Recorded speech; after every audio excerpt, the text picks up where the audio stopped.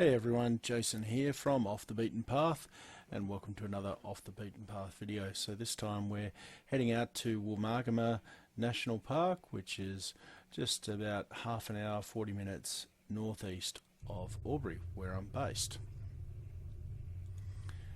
So we're headed out with some friends. We've got the trusty Off the Beaten Path Pajero and a dual cab Ranger and a Holden Trailblazer today, and it's a great place to head out. Starts off fairly easy.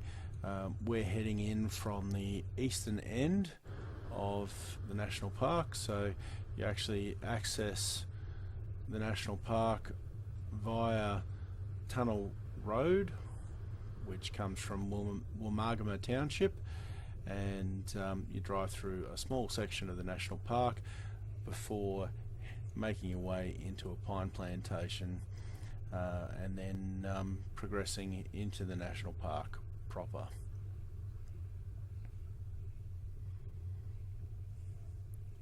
It's a fairly scenic trip, and you will see some wildlife from time to time. It's a great trip to head out for a day trip. It takes about 3 hours or so to do the full journey end to end, and the other end of Woolmargama National Park, the Tin Mines track or the Tin Mines Road that works its way through it, you generally come out via Galvins Road onto Jingellic Road, and it's a pretty quick run down to the Jingellic pub from there, which is a nice way to finish your day out. So you can see the sign there. We're just past where we're entering the national park proper now. This track's, I've driven it several times and in all different kinds of weather, and it's generally a pretty easy drive. Track's in usually pretty good condition. Does vary a little bit if it's been wet. There's a few little rocky sections which break the trip up and make it a little bit interesting, but nothing too challenging, nothing that's going to damage anybody's vehicle or be too difficult for almost anyone to drive. In fact, the Trailblazer on this trip's running road tyres, and they had no issue.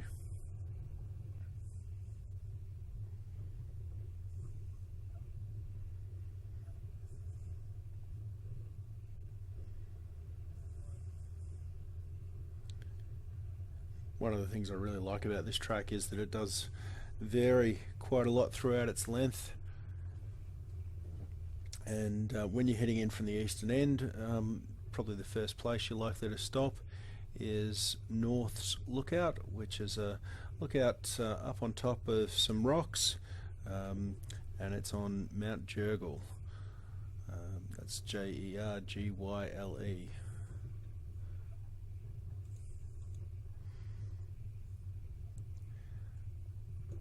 And although it doesn't feel like you've actually climbed terribly much, it's surprising just how good the view can be, which you'll see shortly after we work our way down this little rock step here.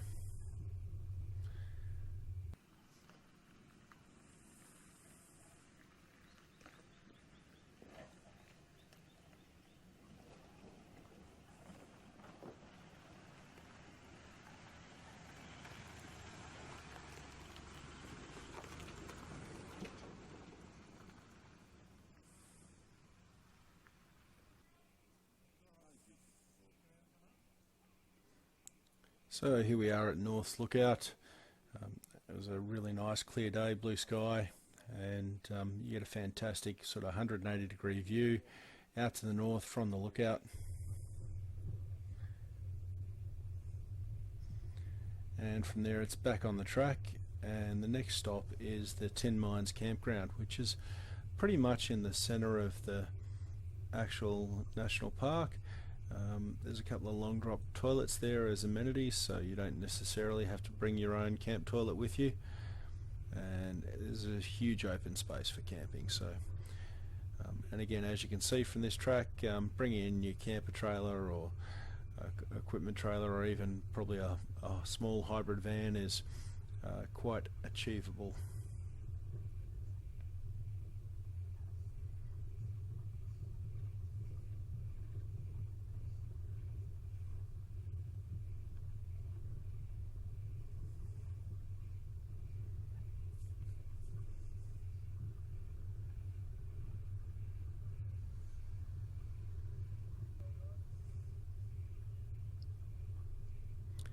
So here we are just at the start of the campground.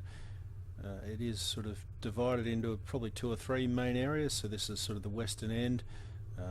There's a small little stream crossing, creek crossing that we're just about to come up to that takes you across to the main campground. So as you can see, plenty of camping spots there through this little creek, and then just up here is the actual central main part of the campground where there's a bit of a picnic table and the 2 long drop toilets as well. This is actually the best I've seen this centre area. This area here, you can see it's quite dark coloured. It looks like it's been filled and graded by national parks. That's usually wet, boggy and muddy every other time I've driven through there. Now this is the main part of the Tin Mines campground. As you can see, it's huge, like even without the camera panning at all, it's a huge open area. So pretty much no matter how many people you've got using this space, you're going to be able to pull off here somewhere and find yourself a great spot to camp with plenty of room for the family. So really well worth checking out. Everybody tends to go to the Murray because you are pretty close to the Murray, so I've never actually seen this terribly busy at all.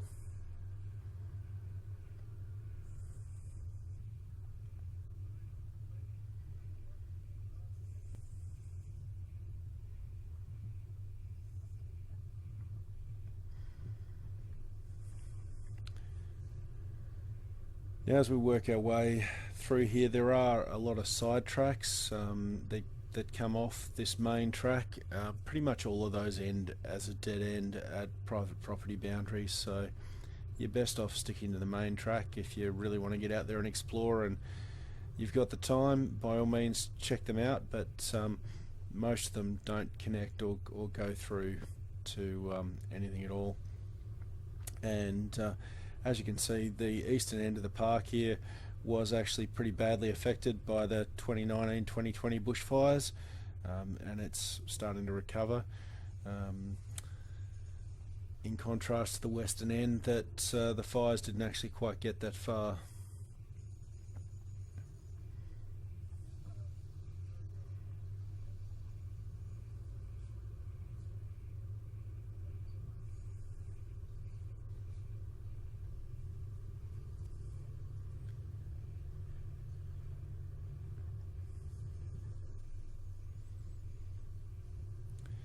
Now, hidden away in the Woolmargama National Park, pretty well known by those that visit regularly, is a privately owned hut. Now the owner does allow other people to use the hut, but you know, like a lot of things, a lot of time and effort's gone into putting it there, and those that visit aren't always respecting it. We actually ran into one of the owners, one of the builders who built the hut. Now I'm not going to tell you exactly how to get there because I don't think they'd want me to. Suffice to say that bog hole we just drove through is not on the main track, and you don't need to drive through that to get through Woolmargama. So this is the hut and campground. As you can see, look, they've put a lot of effort into this, and if you do go out there and find it, can I just urge you to treat it with respect and leave it the way you find it so that it remains accessible to everyone.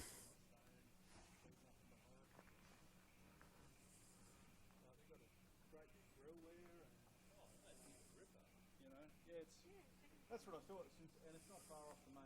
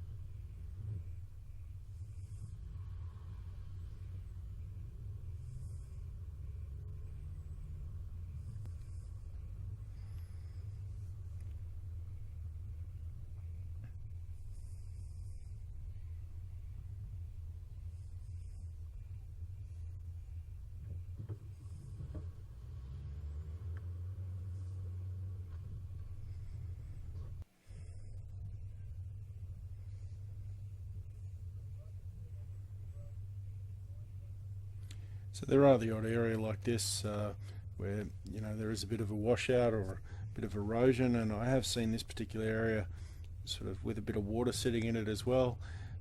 Its traction's never been an issue. You've never looked like getting stuck there, so it's usually a pretty easy drive.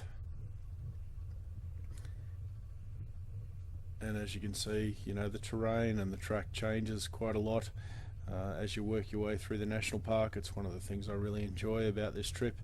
It does take nearly 3 hours, assuming you have the odd stop here and there, but the scenery changes markedly, the type of bush changes, and it's a great track just to go for a drive. Now up here you can see there's a tree, or what's left of a tree, across the track.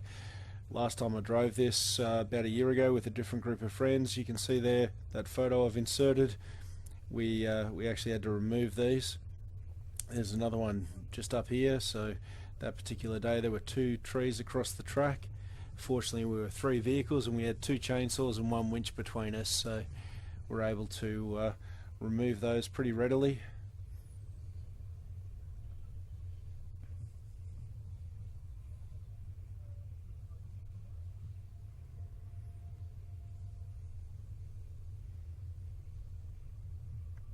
And from here we're pretty much right at the eastern end of the Woolmargama National Park.